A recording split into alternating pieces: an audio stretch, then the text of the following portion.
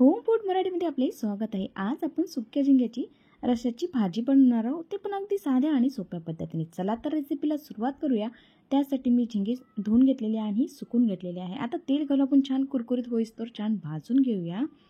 बघा आता छान भाजलेले आहेत, आपण एका डिशमध्ये काढून घेऊया। आता त्याच कढईमध्ये मी तेल घातलेलं आहे, 1 ते 1.5 पळी।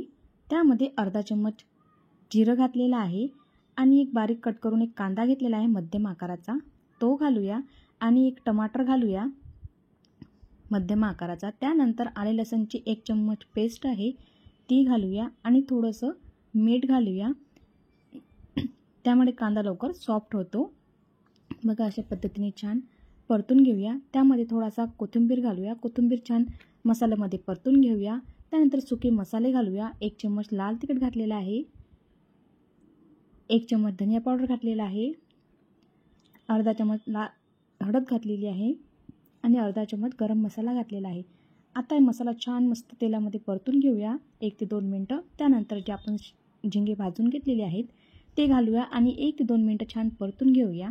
आता झिंगे भाजलेले आहेत, आवश्यकतेनुसार रश्श्यासाठी पाणी घालूया आणि छान एक उकळी काढून घेऊया। 5 ते 7 मिनिटं छान मंद आचेवर उकळी आल्यानंतर मंद आचेवर भाजी छान शिजायला ठेवूया।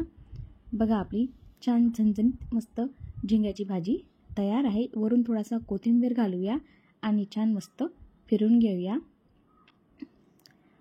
झणझणीत असे साधे आणि सोपे झिंग्याचे कालवण तयार आहे। बघा मस्त भाकरीसोबत झणझणीत झिंग्याची भाजी छान लागते। बघा अगदी चटपटीत आणि लवकर होणारी ही झिंग्याची भाजी आहे। रेसिपी आवडली असेल तर लाईक आणि सबस्क्राईब करायला विसरू नका। एकदा रेसिपी ट्राय करा आणि कमेंटद्वारे कळवा की रेसिपी कशी झाली आहे। थँक्यू।